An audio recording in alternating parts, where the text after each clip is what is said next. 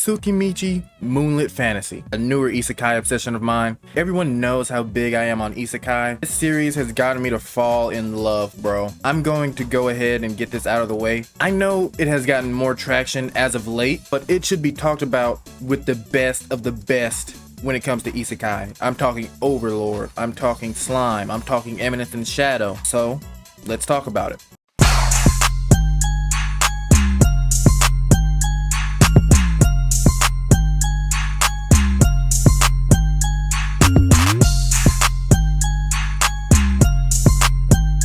Let's get straight into the synopsis. Makoto Misumi was just an average teenager who happened to suddenly be summoned to another world as a hero. But the goddess of this world called him ugly and took his hero status away from him and sent him to the ends of the world, in the wastelands. He meets dragons, spiders, orcs, dwarves, and many other non-human races known as demi-humans. Makoto manages to show promise in the use of magic and fighting she wouldn't have been able to do in his former world. He has numerous encounters, but will he be able to survive this new world? When I first came across this show, I read the description and I laughed, thinking it would be mid. What kind of an intro to a show goes that way? A goddess summoned him and called him ugly, and then took away his hero status. But in the show, it's actually not particularly funny. It is, but you feel for Makoto because he was just suddenly summoned there from his old world where he has spent his whole entire life to maybe save this world of people so he can feel some accomplishment. He gets his face spit on by this goddess, which are the last people you would think are mean. So like I said in the synopsis, this leaves him in a vast wasteland alone with no real knowledge of this world or his real current situation. But let's get into the bigger parts of the series without going too deep into spoilers, of course. It's time to glaze the series a little bit. When it comes to fighting, this show has it. When it comes to emotion, it's there. World building, that too. Great characters, yes. Anything you want from an isekai, this show has it. I even like the villains in this show, which is rare because I feel like the enemies never really feel like too much of a threat in the isekai, really, unless the character is just weak like Subaru from ReZero. But in this, that does not prove to be true. I would say this show has a lot of similarities to the other isekai too, which I do feel like most isekai do, but it's really depending on how you do this. Not every isekai can do this well, but the animes I think that it takes most of this from are Slime and Overlord. Well, this came out before Slime, and I think Overlord came out before this, but you know what I mean. These people are transported to another world and are somewhat overpowered, and they have a huge diverse group of followers that they have wanting to serve them. It's a common trope these days, but it isn't a bad one in the slightest. Every single follower does something that distinguishes themselves. Well, the ones that we see frequently at least. Let's go into the characters. Probably my favorite, Tomoe. Tomoe is one of the superior dragons in this entire world. She is presently in servitude of Makoto Misumi. She tends to have an easygoing personality. She likes taking on new challenges and learning interesting things related to the Edo period of Japan, different from her previous lazy and disinterested outlook of the world. She's not serious at times to a dangerous degree. She finds great enjoyment in seeing what changes would come from Makoto and especially learning things from his memories. She's baby girl, mommy, whatever you want to call her. She is absolutely badass. She's a funny character, and she even gives great advice to Makoto sometimes. Because at the end of the day, he is still a kid for the most part, so he definitely needs guidance, and Tomoe definitely gives it to him. Next is Mio.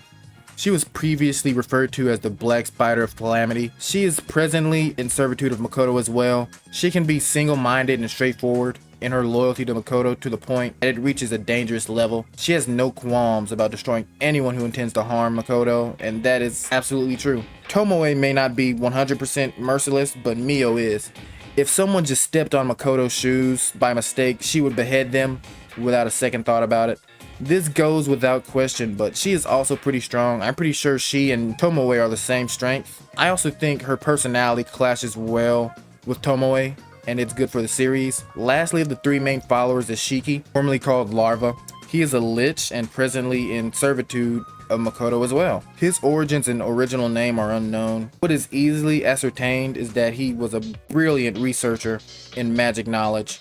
Before his death, he possibly came back as a lich, or possibly turned himself into a lich. When and where is unknown, of course.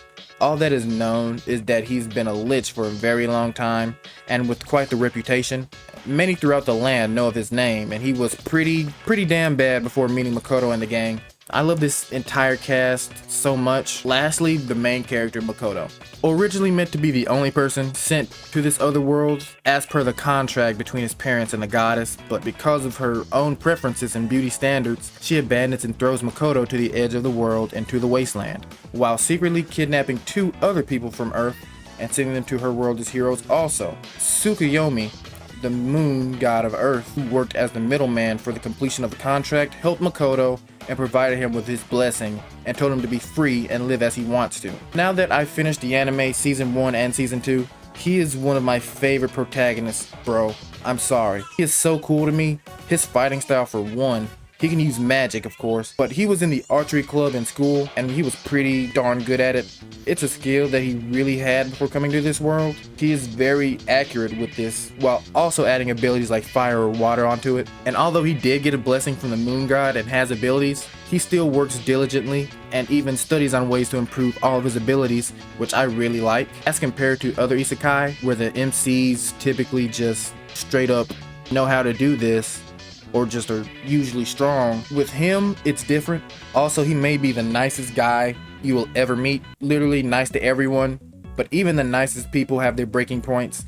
When driven to it, Makoto will kill. He has done it multiple times and he has even threatened to do it to people. Lastly, just like in many isekai, he has a large country essentially, or just a large group of people, or followers as you will say. Many different races worshiping him. He loves them all, of course, and tries to run this country well. He will not stand for anyone or anything that comes to harm his city of demi-humans. His battle theme is nuts, bro. But I can do my best. Darkness, you will consume at my command! What is this spell? Stop! Don't eat me! But I wanted to become a Grant! I wanted to just once more! I know a season 3 just got announced and season 2 literally just ended, but I still think I want to read the light novels because I love the series that much, bro. And I will say this now that it's the end of the video and you all watch it. It's probably my favorite isekai of all time, just by the first 2 seasons. That may not be fair, but it's been 37 episodes. I think it's fair to say that. Close, it's really close to Overlord. It's getting up there, bro. I hope this video got people to watch, and if you saw this series already, and I'm glad you guys are showing me love. I really appreciate everyone who clicked on this video, and I hope you watch Moonlit Fantasy. I will catch you later.